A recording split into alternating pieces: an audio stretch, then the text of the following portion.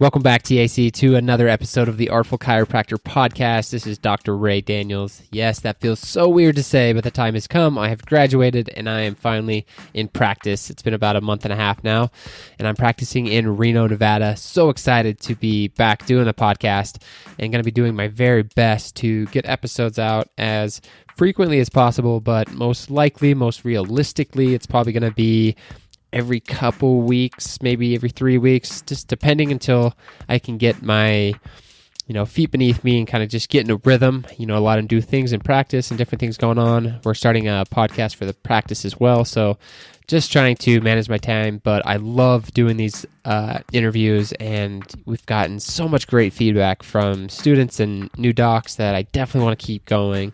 This inspires me, so I definitely want to keep it going and keep it sustainable. So bear with us a little bit. It may not be every week like it was there for a little bit, but either way, we're going to get going again, and Dr. Lance and I will be having a conversation pretty soon. He's off being a daddy, had another little boy, which is so amazing. I'm so excited for him, and I'm pretty sure he's in New Zealand, taking some time off on paternity leave, which is absolutely awesome. But we'll be having a conversation shortly, and I'm pretty sure he's been wanting to do an interview with me. He's wanted to interview me, and then I've gotten that feedback from a few other people. So maybe, just maybe, I'll jump to the other side and see what that is like and try and navigate those waters. But anyways, so excited to be back. Feel free to go and check and make sure you are downloading our episode. That's probably going to ask you to start downloading again because it's been so long. But thank you for hanging in, and this first episode I'm super excited to share with you. This is Shelly Davies. She's from New Zealand, and she is just an awesome human being. So much energy, so much talent. She's raw, she's real, and she just brings the fire with people. A little bit about her, at 44, she's living a dream that she didn't know she had, helping people live more fully, more authentically, and more in their truth. And that's exactly what we're about on this podcast. She does this with a lot of laughs. Her new traditional Maori chin tattoo, I think I said that correctly, but I totally forgot to ask her about that, which I wanted to ask her. Anyways, if you look her up, you'll be able to see it. It's amazing. It's beautiful. And the story behind it is truly inspiring, and just the history behind it. You can read it in her book. She goes over it. And then also, I think on her website, it actually shows the video of her right after getting it done. So check it out. But she also does this through a fair amount of curse words sprinkled liberally through everything she does, even her website. Shelly's story is one of loving self through dead husbands, depression, obesity, single parenting, running on #accidentally awesome business, and even, much to her equal dismay and delight, grandparenting. Shelly is an amazing, like I said, human being. She was so fun to have a conversation with, and she is a Rockstar Writing Trainer. So many takeaways in terms of branding and writing and just communicating in a way where people connect with us and being vulnerable so people can have, similarities. So I think you'll enjoy this all, as we will be diving into this world, our whole entire life, of having to connect more with people and, creating a safe space for them and all the things. So without further ado, I hope you all enjoy the heck out of this episode, and welcome to the podcast, the Rockstar Writing Trainer, Shelly Davies.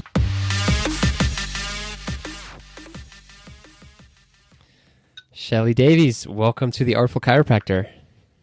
Hi, Ray. Thanks for having me. Of course.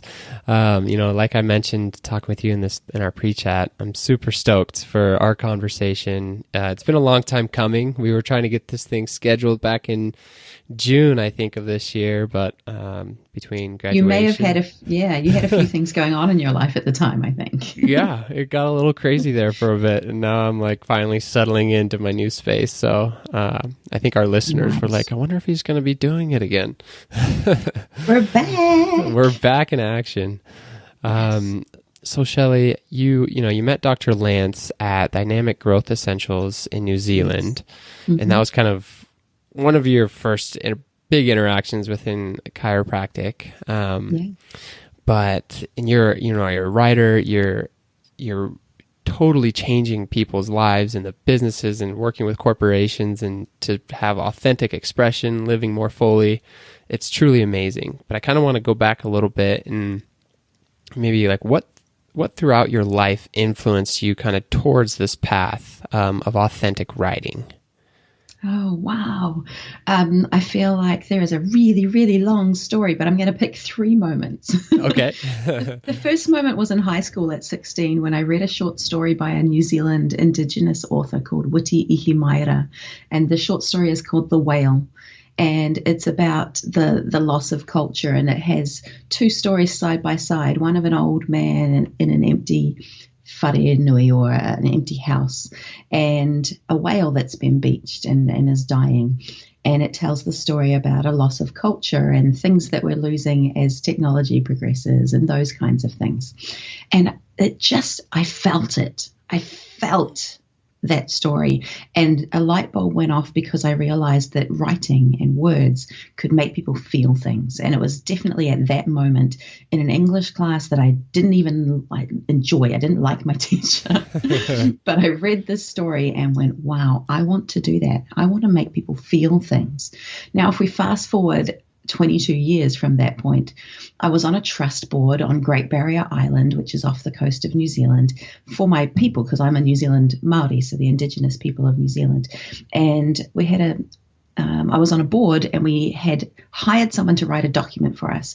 Now, this document sits under legislation, and what it means is that your local city council has to pay attention to what it is that you want as the people of that land, has to take into account and consideration in their planning and in their consultation and all of those kinds of things, who you are, the places that are important to you and why, and what your values are and how you need to engage with us. And that document I expected to be huge and weighty and boring and look like legislation and look like a legal contract or something.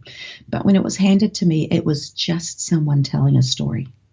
It was just a voice, like the way that we speak to one another. These kinds of words. This is who we are as a people. This is our history. These are the places that are important to us. This is why.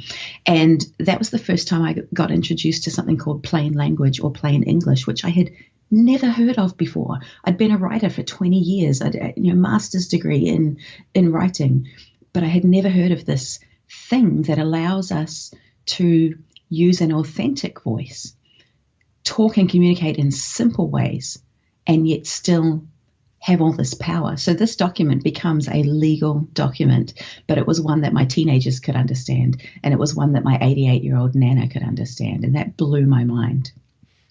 And then there's a third time that has led me to where I am, and that is probably when I left the religion that I was raised in. Now, I was raised Mormon, and my entire family is still practicing Mormons. But about 6.5 years ago, I just started to question one tiny little thing.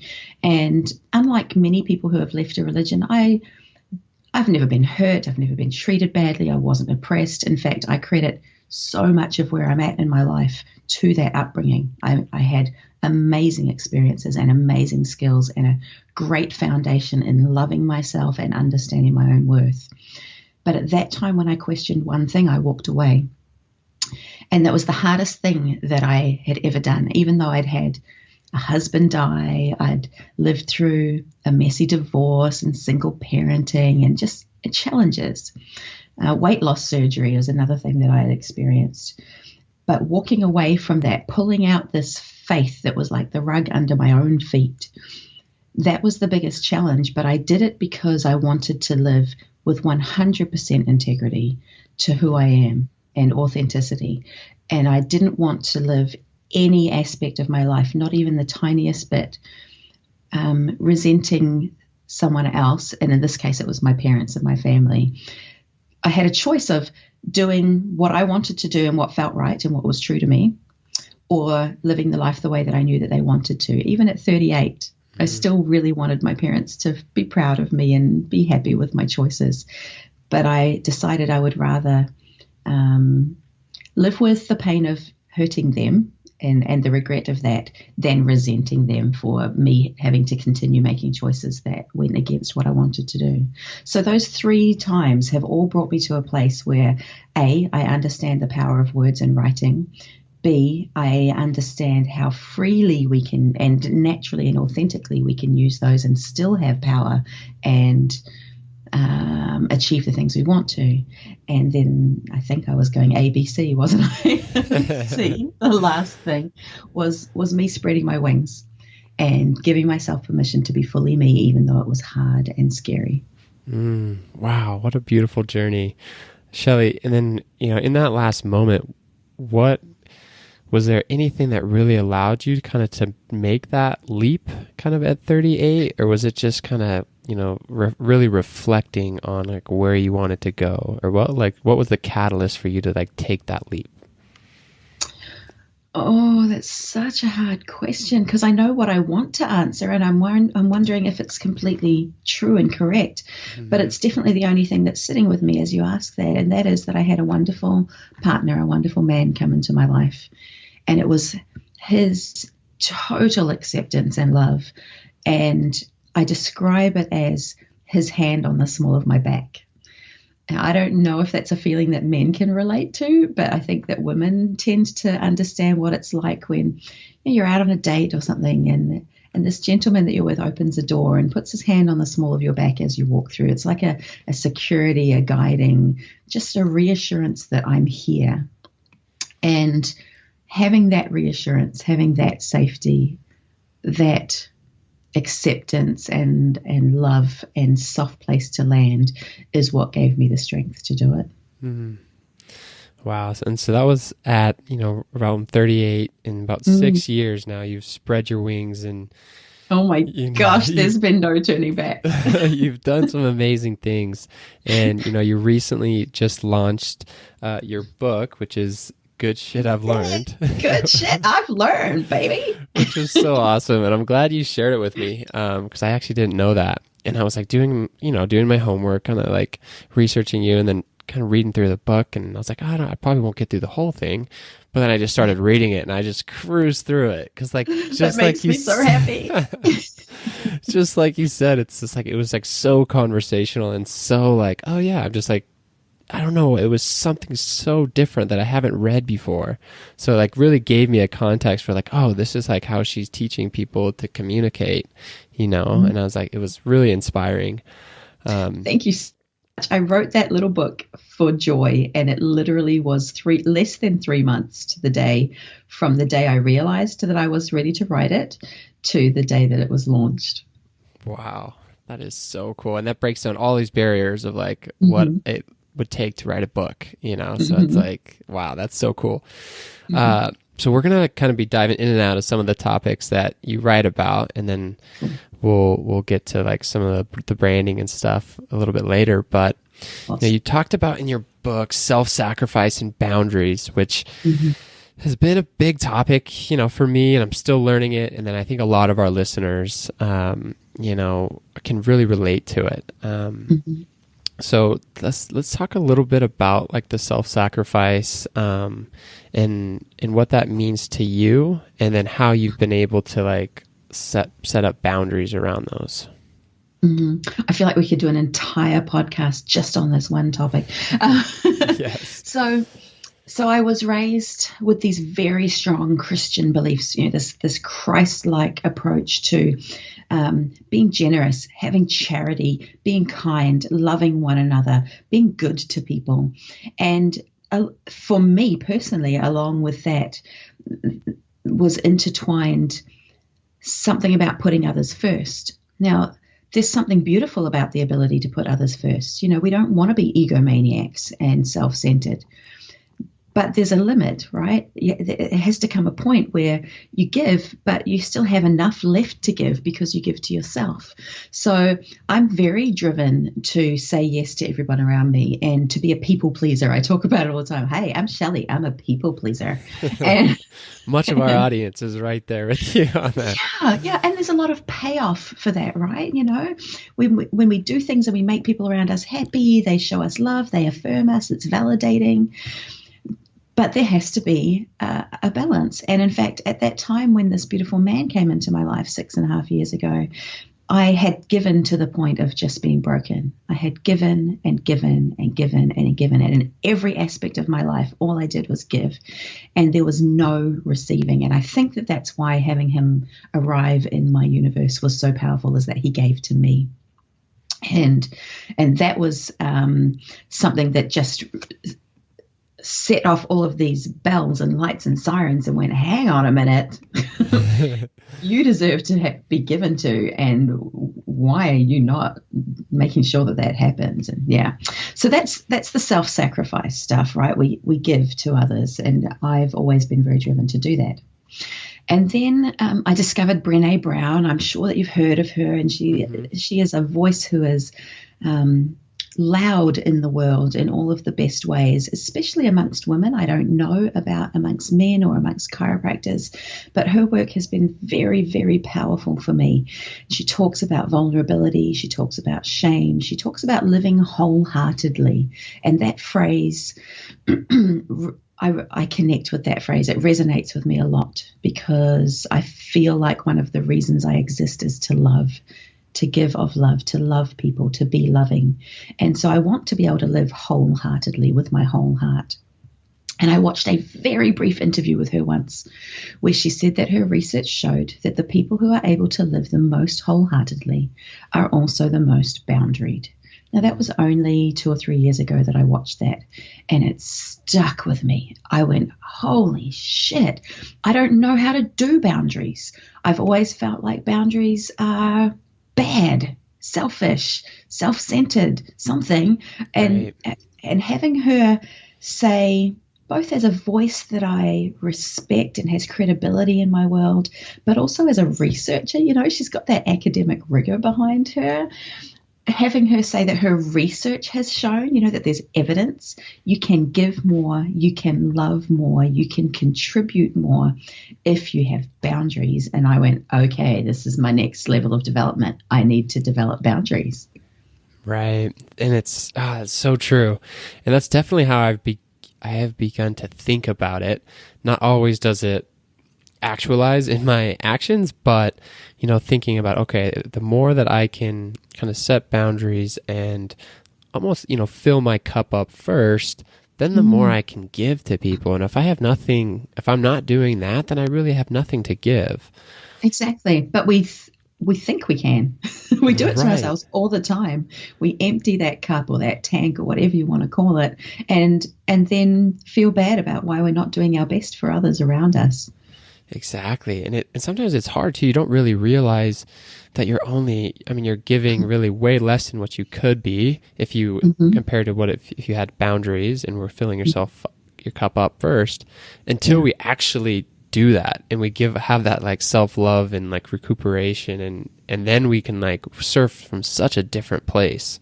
So I had to practice this in my parenting. First of all, that's where I got the practice. I have a son who is just the most amazing young man who has struggled with addiction, and I had been enabling him for years, and I had to do a lot of work, a lot of therapy to figure out what the boundaries needed to be and to stick to those guns. That's super hard. So hard.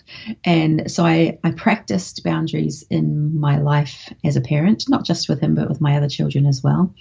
And then that carried over into my business as well. And from a business perspective, having boundaries means that people respect us. Right. Having boundaries, and I think it's really relevant for you guys as chiropractors, right? You're taking care of people's well-being. And if they don't see you taking care of your well-being by having boundaries, like, no, I don't work those hours or those days, or I don't encroach on my breaks or whatever it is, if they don't see you doing that, then there's actually a little bit of kind of cognitive dissonance, right? You're telling us about taking care of ourselves and being, our whole wellness, all of our well-being, but are you being an example of that? Exactly. Oh my gosh, yeah, that rings so true to me. And that is a huge area of concern, I think, within our profession, is that lack of integrity of what maybe how we're living and then how we're, talking to people, but yet we're sacrificing ourselves in so many ways. So I definitely agree with you on that one. Going back to, you said that you mentioned you did some therapy and you were really trying to learn how to set these boundaries. Were there any big takeaways or strategies that you developed into when you were kind of going through this process? Because right now some of our listeners are like, okay, I need to set boundaries, but like, what does that process look like? The first tool that I developed was a reminder that before I made decisions or agreed to anything, I needed to pause. And I made desktop things on my phone and my laptop and everything that said pause, and had a beautiful picture of an ocean and things, because the water is really powerful in my life. And I needed to build into my decision-making process a pause. I needed to not just go, yes, I'll do that, or here's how I'll fix your problem, my son, or whatever the immediate response was, because my immediate response is to help and to give and to self-sacrifice. I needed to build in a pause. So if someone asked me if I could do something, let's say at work, can you write this thing for us very quickly, Shelly? I would say something like, I'm just going to go and check my calendar and come back to you in an hour, or I'll come back to you tomorrow, or send me your requirements and then I will get back to you about whether or not I'm able to. Whereas before I would always say yes, and then I would figure out a way to make it happen, because I want to do good work for people and I want to be a professional and I want to be impressive. With my son, if he was asking me to help him with something, I would just simply say, I'm going to think about that and get back to you. Just give me some time to think about that, because I didn't. I'm an extrovert and I work on gut instinct and I make quick decisions and I thrive on change. So I'm always just a yes, yes, yes. And then I figure out things after the fact. So I had to build in a pause. Now, I have not nailed this, right? At all. But when I have the presence of mind to remember that, it works. I had to create a little bit of distance between the decision making and the question and the decision. And once I built some time into it, then I was making better decisions.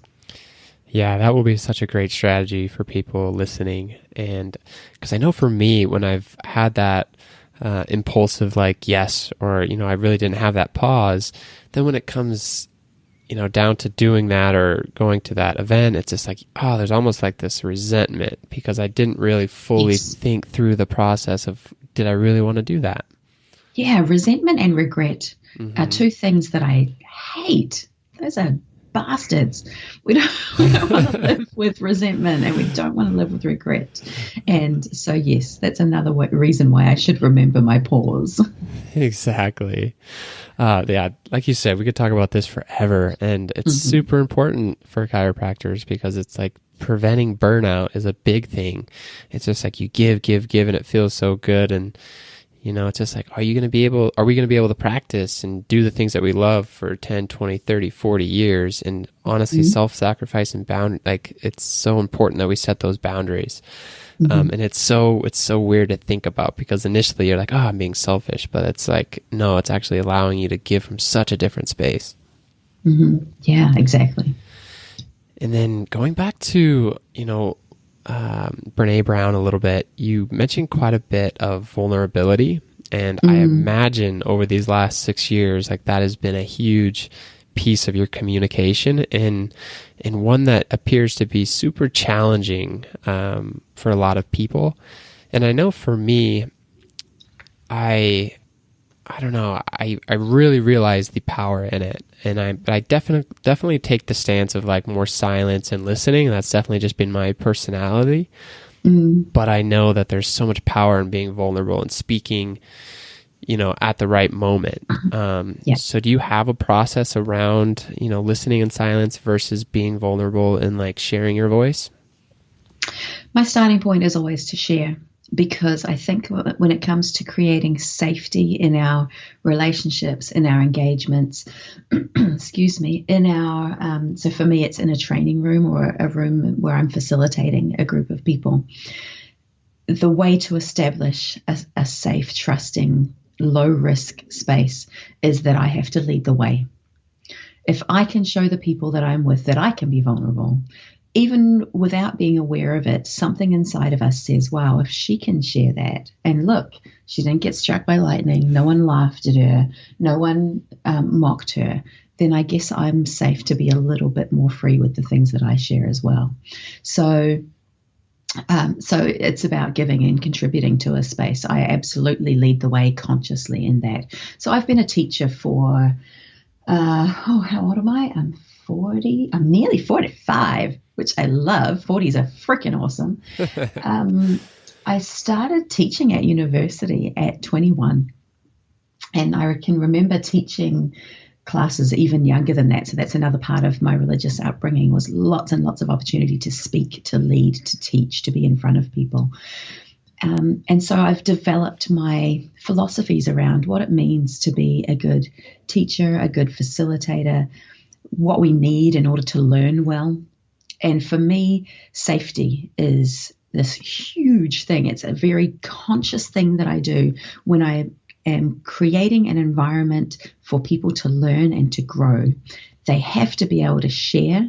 They have to be able to discuss what their challenges are, and they have to be able to feel safe doing that. That means they have to be able to have a level of vulnerability. I don't know any other way to show them that it's safe to be vulnerable other than leading the way by being vulnerable myself.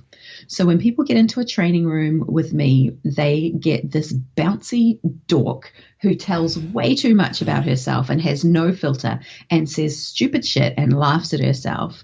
And I really consciously kind of walk into a room and go, it is fine if these people think I'm an idiot for the first little while. Like, not an idiot as in dumb, but an idiot as in, wow, she's kind of out there. She's talking about her grandchildren and her son who started procreating at 17 and all of these random things in her life. And this is not what we're expecting in a business writing training. Mm-hmm. But what happens is very, very quickly, connection starts building, because when we share of ourselves, we give people points where they can find connection with us. If we don't share of ourselves, what basis is there for people to feel connected? How do we find similarity? How do we find sameness? How do we build rapport? You know, if you know anything about using body language and stuff to build rapport, it's about creating sameness or a feeling of sameness. And the same goes with our communication. So if I can drop a swear word into a room, and I still have to feel a little bit brave to swear, because I didn't swear for 38 fucking years, you know. Oh my gosh, that's crazy. Like, I seriously didn't. I can still remember the first time I said the F word out loud. So I kind of consciously get a sense of the room and go, oh, is anyone going to die if I swear? And I drop a swear word or two, and then people just relax. You can see it, you can feel it, you can hear it. And when someone speaks up and swears back to me, I'm like, yes, nailed it. We're there. They're comfortable. I've given themselves permission to be them. Mm-hmm. So for me, vulnerability is about a willingness that I lead the way. I model being vulnerable so that others can as well. And that once that occurs, we can build connection. I do not know another way to build connection other than by being vulnerable. Mm-hmm. Yeah, and that's exactly, I mean, even just, you know, your website and your book and your TED Talk, just like listening, that's exactly what it did for me. It connected me to you, and in ways that I didn't expect to, but you're right. It's that vulnerability that allows me to like instantly relate to you.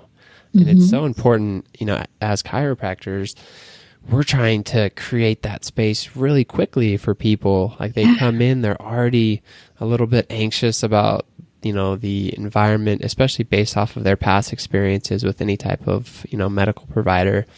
Mm-hmm. And it's so important that we can create that safe space. And it's so important. Yeah. And vulnerability, you know, that's a big piece. And I don't think often that's what comes to mind for chiropractors when they're with somebody. It's more like, I'm the expert. I'm going to be like sharing this information with you. But like you said, it's the vulnerability, and it's them, someone trying to find those connection points of the similarities that are going to be the most important. And I think there's a really, really fine balancing act because we want to be professionals, right? We want to be credible. We want to put our best professional foot forward, and we should, absolutely. But also, if we're going to build strong relationships quickly, we have to show some parts of ourselves.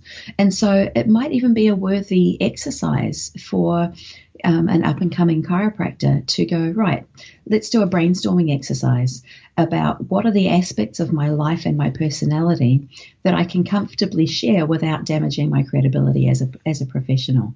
So maybe just a brainstorm about who am I, what things have got me here, what are some really major experiences in my life, and then go through with a filter of which things could damage my credibility somewhat. But I think that the tolerance for that filter should be quite high because we are afraid of damaging our credibility. But I think that the level of tolerance for that filter should not be about what am I worried about what people will think, but what will sharing this information do for the people I'm sharing it with? Like, if you've got some trauma, right? Most of us have got some trauma, and being able to talk about our trauma can be a really strong point of connection. But to what level am I going to disclose? Because there's very quickly a point when it comes to telling our trauma stories where it's traumatic to the people hearing it. Now, you don't want to traumatize the people that you're trying to connect with.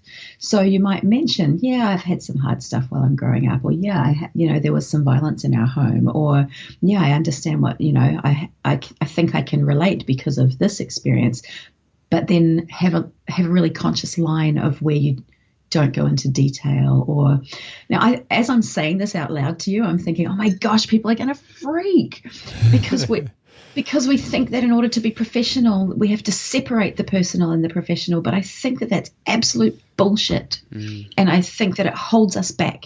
And I feel very sure that the chiropractors who I know and love, I can see their faces. I have a sense of who's in their family. I know what they do with their time outside of work. Why? Because they share those things. And that does not make them less professional. In fact, that builds their credibility and makes it easier for me to trust them because they are real people, whole humans. Yeah. And I think that may be something that people early in their chiropractic career, I know it's the same in other industries and other careers. You're early, you graduate, you want to put your best foot forward, and so you just want to be professional, and so you don't share the personal stuff. But I truly believe that that's a mistake. I think that's limiting to our growth.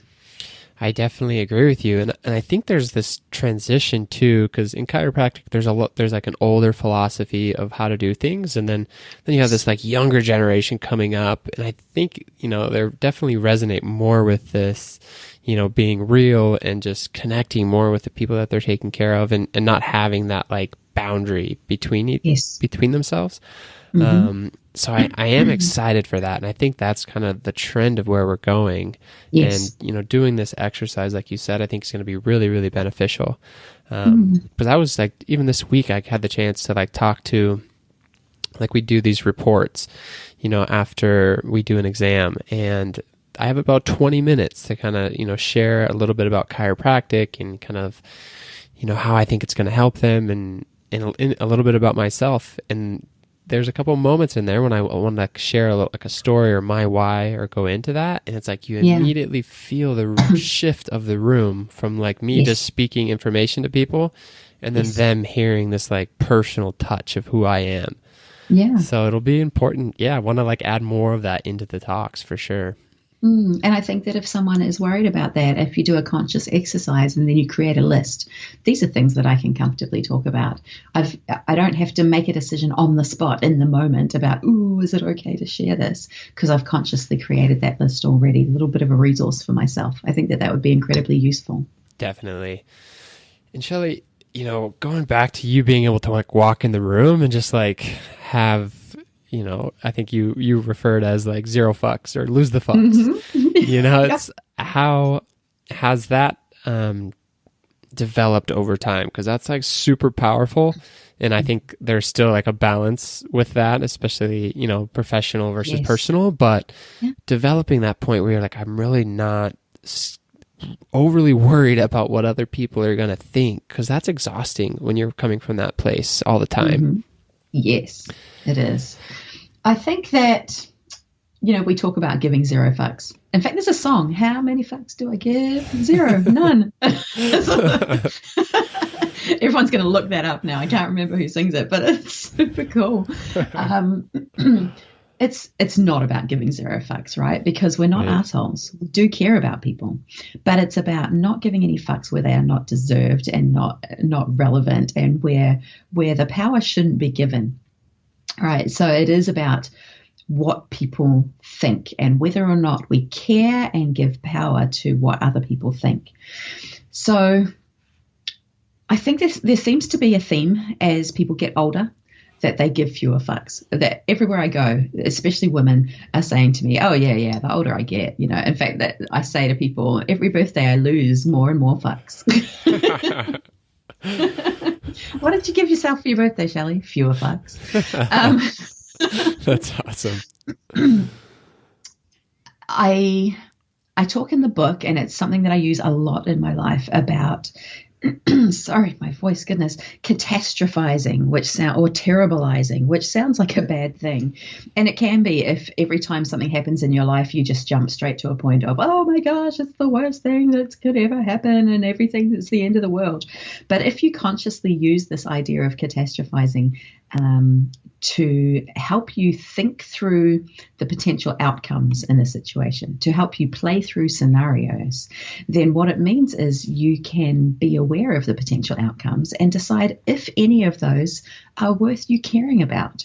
Now that relates when it comes to what might people think if I tell people that I got arrested this year, which I literally did, and I have never been in trouble with the law in my life, but I fucked up monumentally and got arrested and could have been the end of my career. If I tell people that, what are they going to think? What are the risks that happened to me? Now, luckily for me, the charges got dropped, right? So nothing came of it. I haven't got a record. If I had a record, then it might be different about whether or not I share it so freely. And so that allows me to tell this story. But, what is someone going to think if I tell them this story? And if I tell my family, well, they love me and they understand that I'm imperfect, so I don't have to worry about what they think. If I tell people in a training room, well, it's probably not relevant. And if it got to a point in the day where I thought there was some benefit to telling it, then maybe I would. But right now, that might damage my credibility. So I'm not going to start off my day with, hey, what's the worst thing that happened to you this year? I got arrested. Although, you know what? If I needed to shake up a room, I could potentially. Mm-hmm. So I just play it through and go, right, what's the worst that could happen? I catastrophize. What is the worst that can happen if I do this thing, if I say this thing, if I don't do this thing, if I don't say yes to this person, if I don't take on this job, if I don't go to this meeting that I'm going to have to drive 3 hours for, and really I don't think there's any benefit to me? What's the worst that can happen? And when I play out those scenarios, the next question is, and can I live with that? So what's the worst that could happen? They might be mad at me. Can I live with that? Actually, they're not someone important in my life. So yeah, I can live with that. Or what's the worst that can happen? Oh, they might realize that I'm human and I'm tired and that I'm not perfect. And actually, that's not a worst that can happen. That's a best that can happen. So that's a great reason why not to go and do this thing or say yes. So it's this thinking process. What's the worst that could happen? And then closely followed up with, and can I live with that? That allows me to not give a fuck what people think. Because if I do give a fuck what people think, it's only because they are super important in my world and I have great respect for them. And if that is the case, I can talk it through with them anyway. That allows me to just be so free in situations. And when you're going through these processes, are they moment by moment based off of what's happening, or do you kind of have like a consistent practice that maybe you write or you journal in some sort around these certain things, or you just kind of play it by ear as they come up?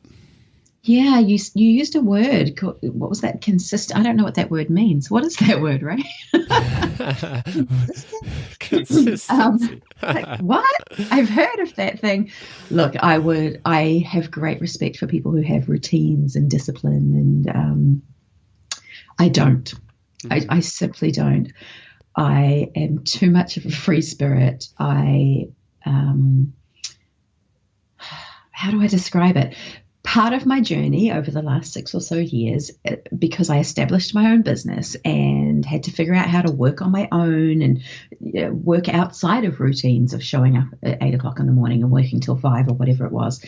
I had to get really real about my own energy flows and my own best ways of being productive.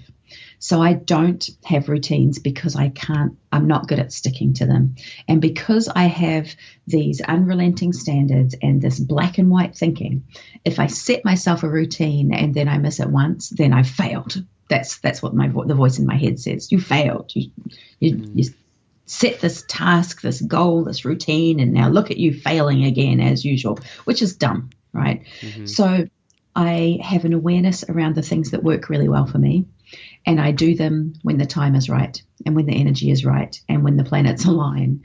And I'm not suggesting that there's no room to improve on that, but that is what's working for me currently.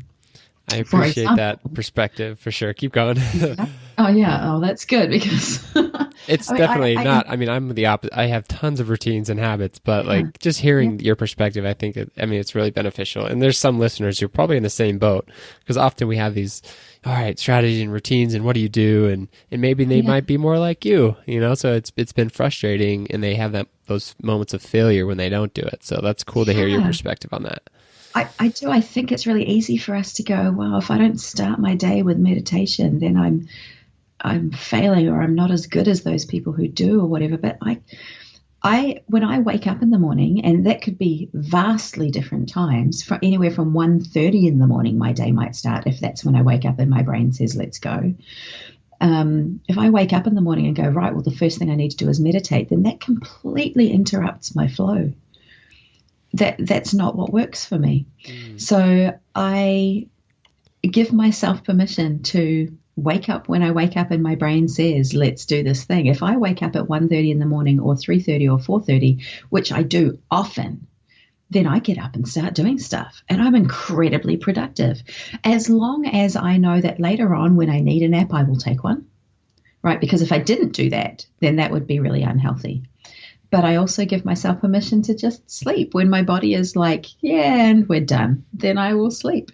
And even last night, my beautiful partner said to me, oh, I hope your sleep routine settles soon. You've been working so hard. And I was like, oh, really? Because I'm loving it. I'm loving that I have a nap at 6 p.m. and sleep till 9. And then I'm like, boom, I'm awake again. Let's get some more shit done. It's working great. I feel on top of things, and I love that I'm kind to myself and having naps.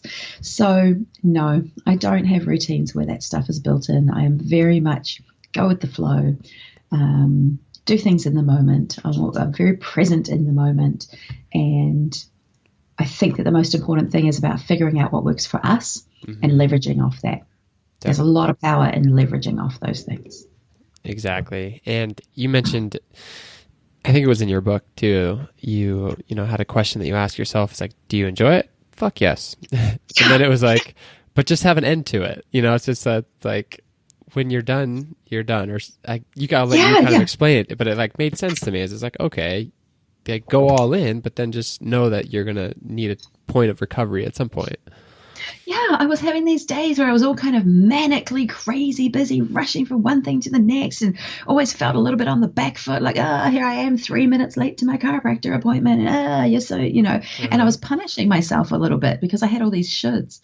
Shouldn't have days like this. Things should be calmer. And I was talking to this friend on another podcast, and she asked me that question, and Christina Marlette of Courageous Self-Care is her name, and she said, yeah, but do you enjoy it? And I just went, holy fuck.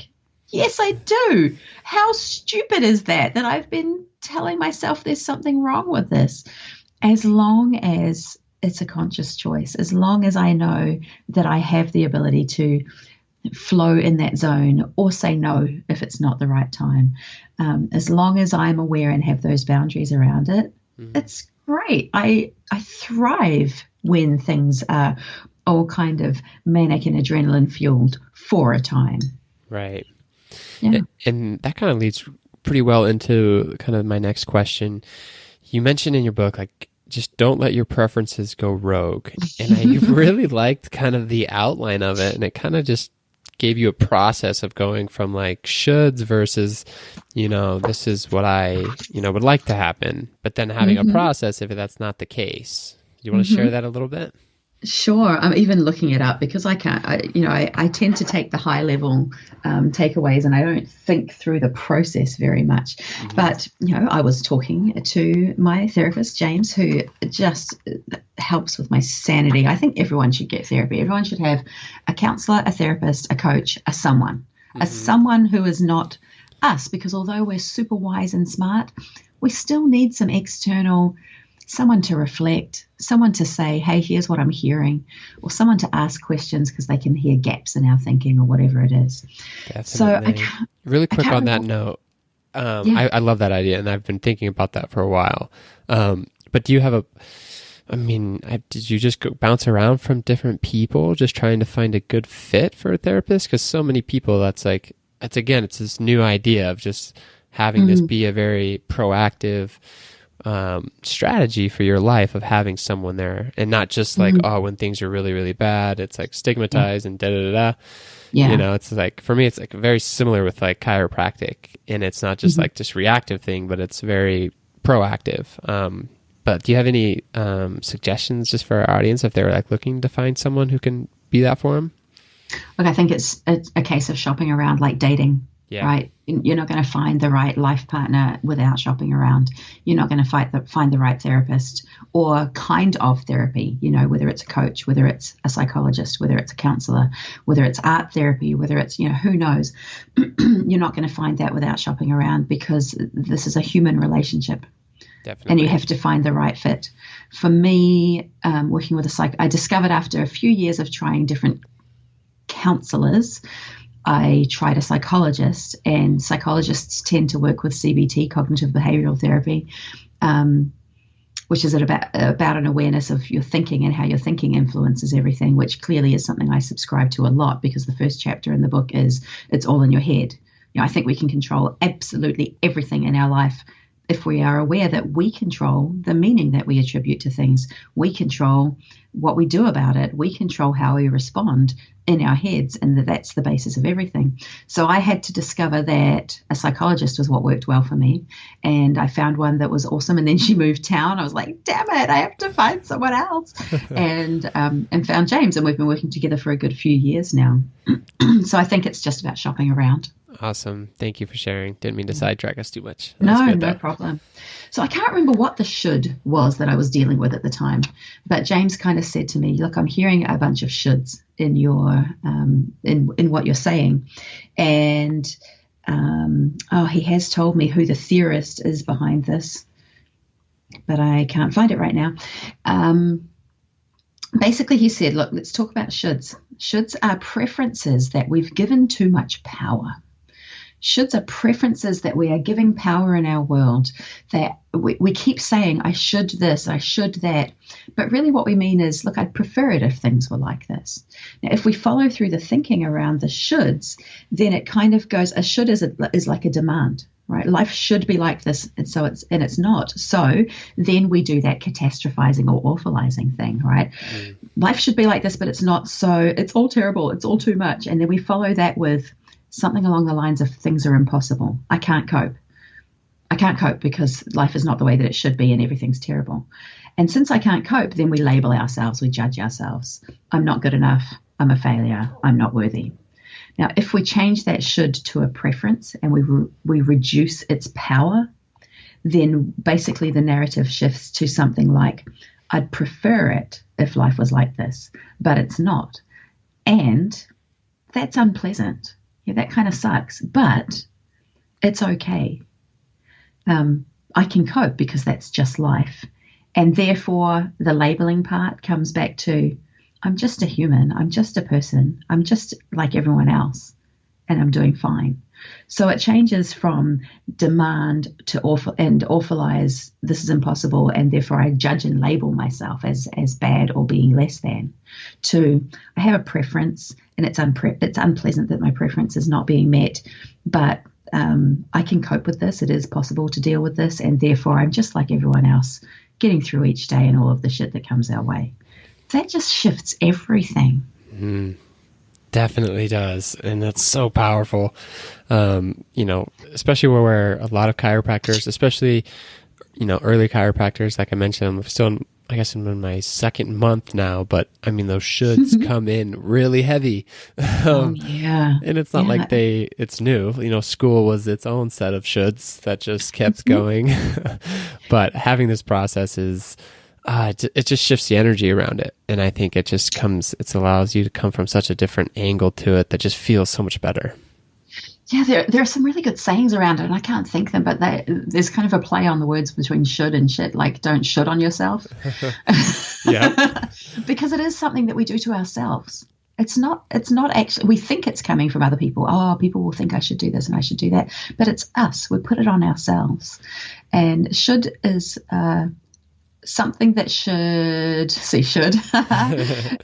It should be a warning bell that when we hear ourselves thinking or saying the word should, we should be pausing and going, hang on, I'm going to check on this.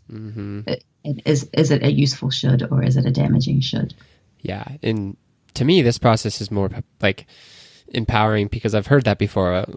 We've even talked about it on the podcast. Oh, you don't want to should on yourself or whatever. But it's like having this more like of an outline of like kind of going through that is more powerful to me than just telling someone, oh, you shouldn't should on yourself. It's like, okay, well, what is that? Yeah, I was really grateful to get that process, to be able to think it through, to see where the should was taking me, where I was ending. Basically, you start with should and you end up with I'm a bad person, or I'm not worthy, or I'm a failure. Whereas if you change it to prefer, it's a preference, and you end up with, and that's okay that life isn't going quite the way we want to, and it will all be fine. And I'm just getting through each day like everyone else is. Yeah, definitely. All right, Shelly, like you said, we could talk for 3 hours. I want to catch this last part and kind of go into, branding. I think, the work that you're doing is so powerful, and, helping so many different people and companies and organizations. And, for chiropractors, this is a huge thing, and that many of us aren't really skilled with, or like don't have the background to it, but it's so important if we want to really get our message out there and get it out there authentically and have people connect with us and see us in that light.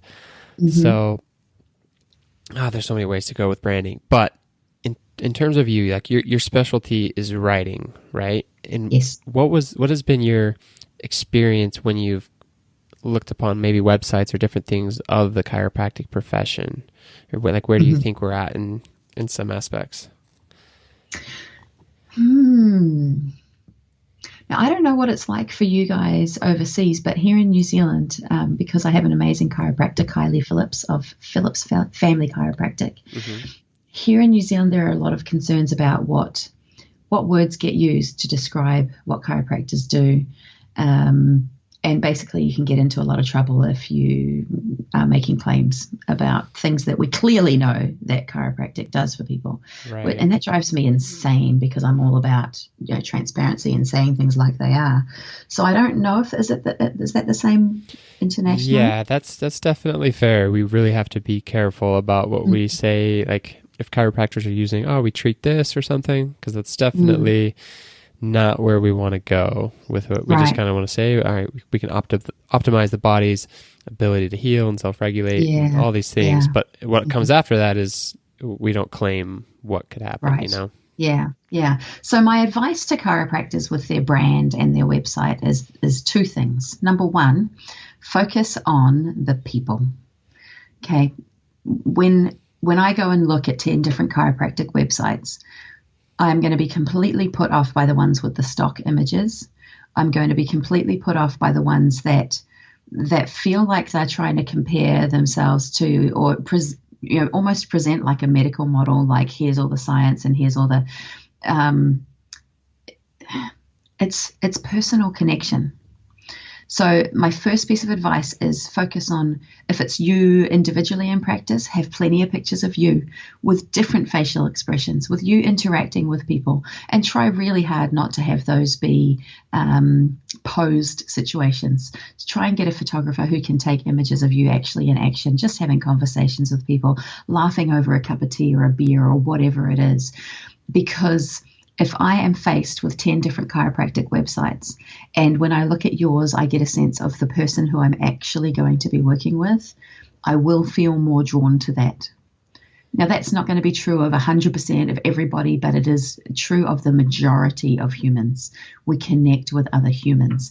And if the way that I see you on your website means that I get a sense of the relationship that we'll have and of the kind of service that I will get, then that's a win for you. That puts you above the rest. Mm. The second piece of advice that I have is to focus on the support that people need and the outcomes that they want, and how working with you can help them work towards those things. I think that that's the way to get around the not making promises and claims and things that put you guys at risk professionally. Mm-hmm. It's focusing on your desires.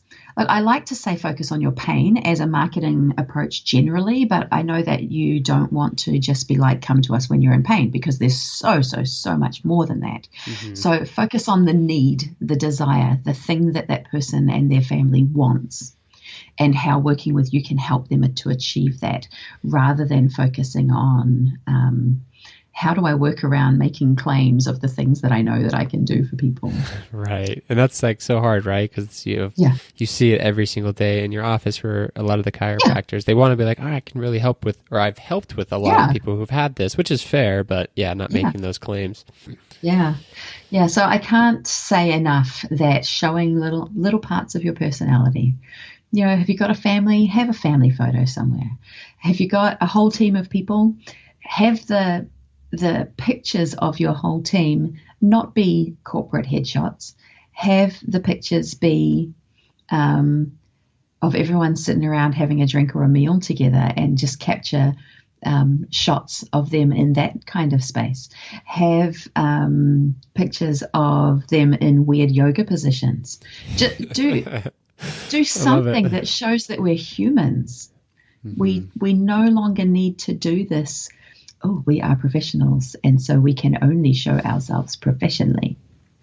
Exactly. And I mean, the same thing with the writing, right? I imagine, so many chiropractors have this like really scientific, writing or writing that this language that they've been so accustomed to based off of college and, chiropractic school, that it's just like, again, it's just a non-connector. It's definitely not the simple or plain language, right, that you mentioned before. Sorry, I missed speaking about the writing at all because I was thinking about branding. Authentic voice. Write the way that you speak. It really is that simple.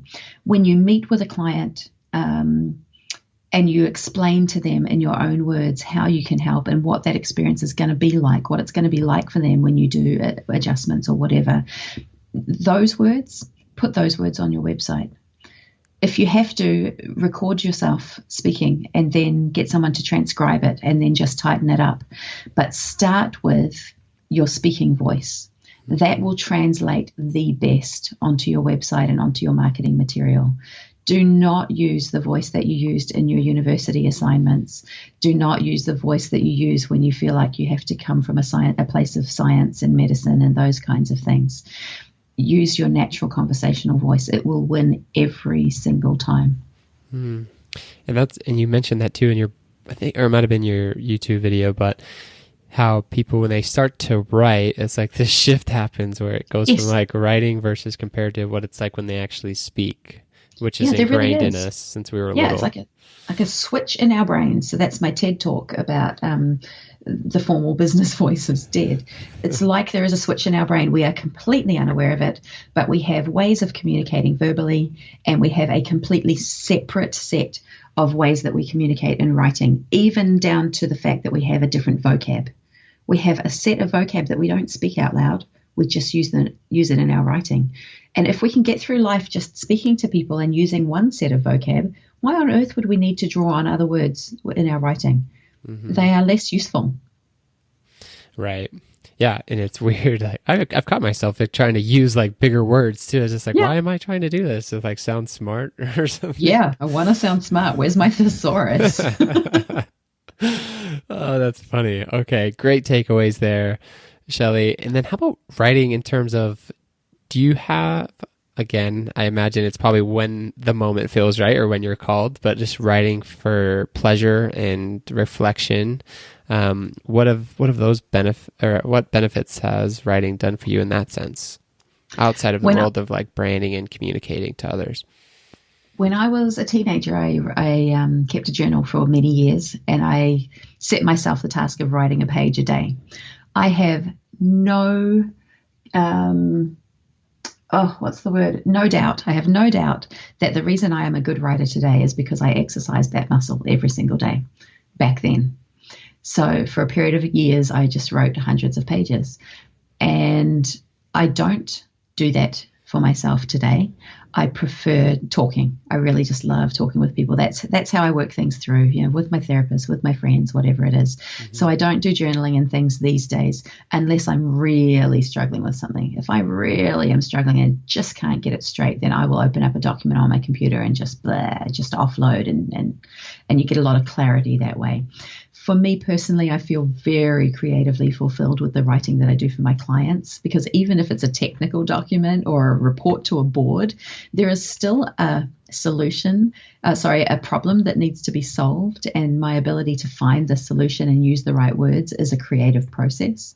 So I don't do a lot of writing for myself on a daily basis. Clearly, on the day I decided to write something, this book, I knew exactly what I wanted to do and how I wanted to do it and what I wanted to say and who I wanted to talk to. And I wrote for joy, and it was fast and easy for that reason, because it was just me being myself. I was not doing it for any reason other than me telling people who get me the things that are important to me.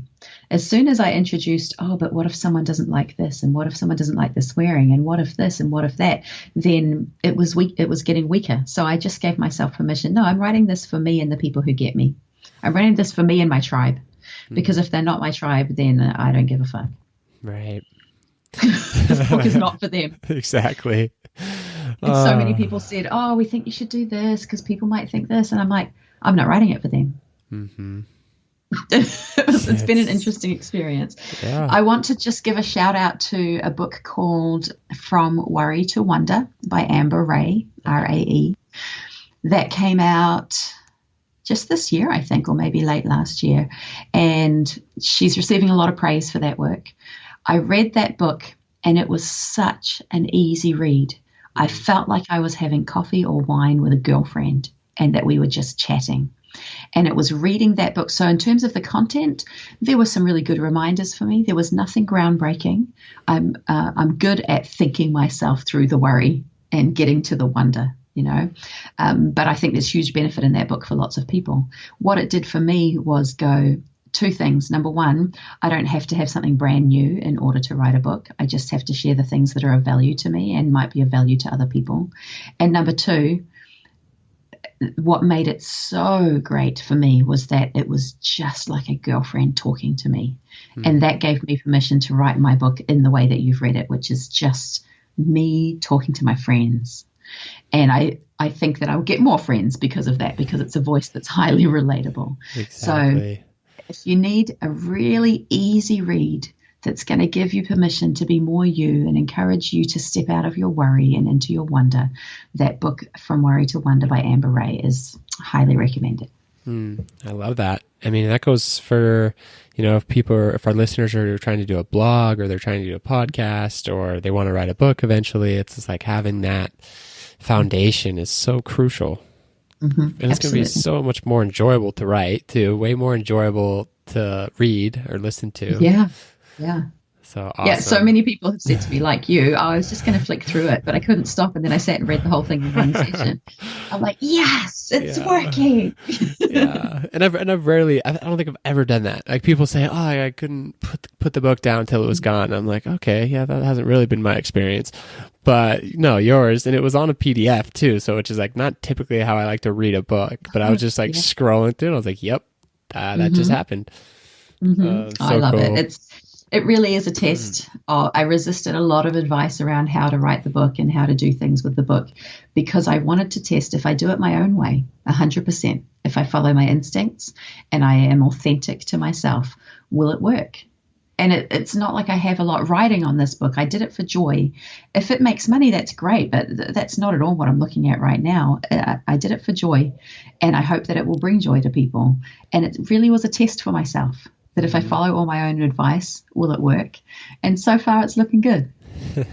That's so awesome. I mean, and how does it feel, right? It just got launched a week ago, week and a Last half? week, yeah. Well, yeah. Oh, it's feeling amazing. It's feeling amazing because I'm getting people reaching out to me, people who don't know me, and saying thank you for your book. It means so much, and coming back and buying other copies as gifts, which is that was probably what I really dreamt of, was that someone would love it so much that they would be like, I need to give this to my mum. I need to give this to my sister. I need to give this to my coworker. It's not only for women, obviously, but women are the ones that I am thinking about as I was writing the book, because I've got a real passion for supporting other women in business and just in life in general. And so when people tell me that they are coming back to buy a copy as a gift for someone, then I'm like, yay, it's working. That's so great. All right, Shelly. So really you've answered, I just had a few quick fire questions and you've pretty much answered 2 out of the 4 and then, and maybe even 3. Besides this book right here, are there any other books that you gift to others or you enjoy telling people about? Probably things that I've mentioned in the book, because every time I've learned something good, then I wanted to put that in the book and say, here's some good shit I've learned and here's how I learned it.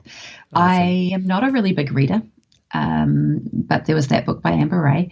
I've got 3 TED Talks that I just want to mention because they have been huge and I've watched them multiple times. Okay. So one is by Sean Aker, or Aker, Achor, Sean Aker, and it's called The Happy Secret to Better Work. And he talks so fast and he tells hilarious stories. And basically what he says is the way that we are living in our lives is we've got it wrong because we think that we have to be successful in order to be happy. But actually, we need to be happy first. Success follows. And there's this phrase that he uses where he talks about how we live our lives today with happiness on the cognitive horizon, or over the cognitive horizon. So basically, we always have happiness as this thing off in the distance that we're working towards. And we set ourselves a bunch of things that we need to achieve before we can be happy. And because of the nature of humans, every time we achieve something, we set ourselves a goal for the next achievement and the next achievement. And so happiness remains over that cognitive horizon. We never get there. It's always I'll be happy when.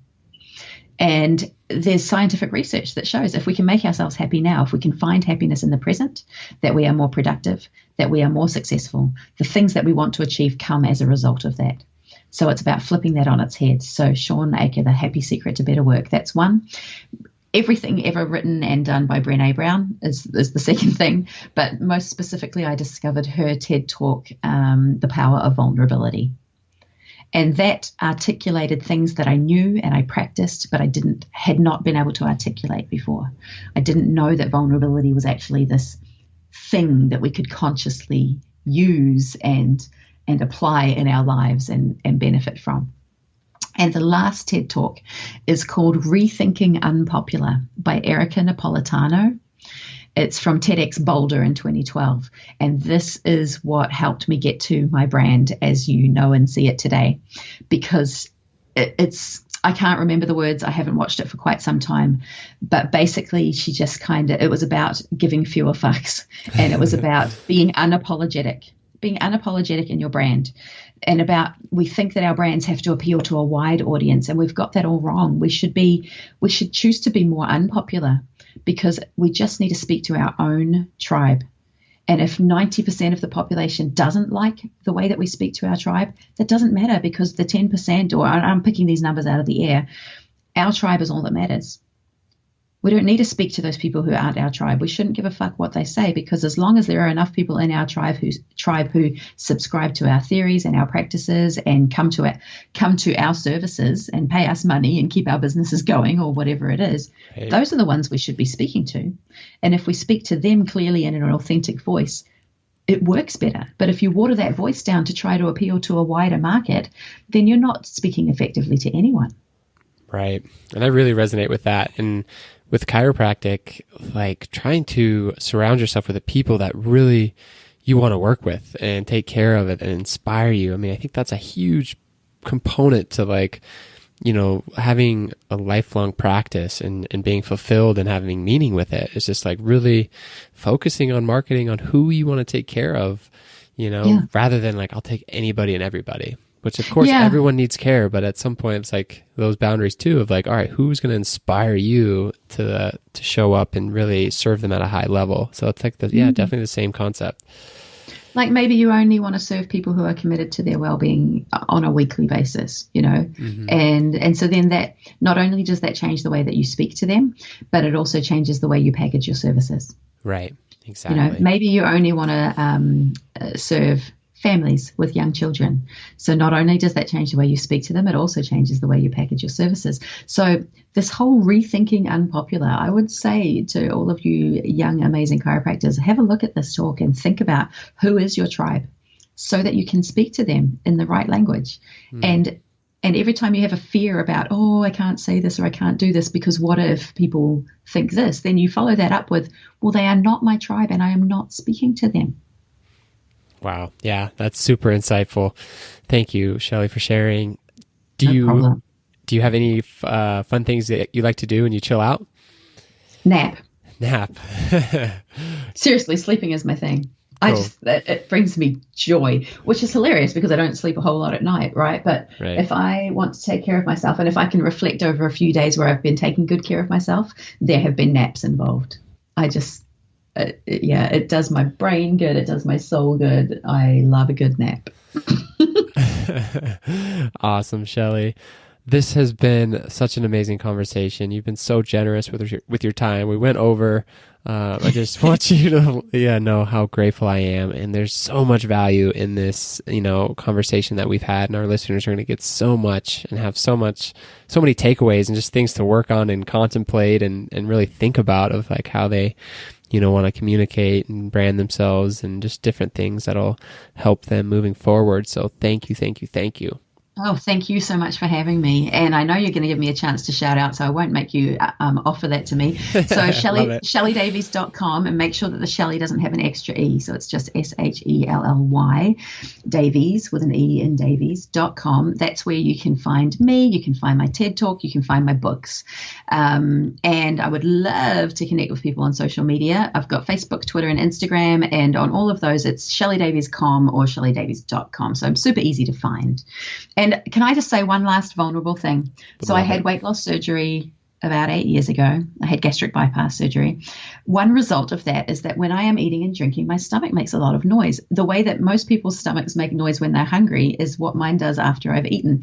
So I feel like in the background of our entire conversation, there has been this gurgling like, and if that has come through on the recording, you can now just tell everyone it's because Shelly was drinking coffee and she has a noisy stomach. There you go. Vulnerability at its best. Oh, so awesome. Thank you so much, Shelly. Thank you. All right. All right, TAC listeners, if you enjoy this one, head over to iTunes or Stitcher so you can subscribe to the podcast and get an automatic download of our newest episode each and every week. While you're at it, we love a review, a comment, a rating, anything that will allow us to reach more docs and more students and continue to raise the bar in chiropractic performance training. If you haven't yet checked out theartfulchiropractor.com, you can do that for show notes for this episode and previous ones, along with any of the resources that our docs are dropping. And if you haven't yet checked out the Kairos Training Culture Community Facebook page, you have to get there, send a request with a message of who you are and why you want to be a part of the group, because there are so many amazing golden nuggets that are being dropped every single day that are elevating the chiropractic performance game. So with that, I hope you all have an amazing rest of your week as always. And until next time, peace.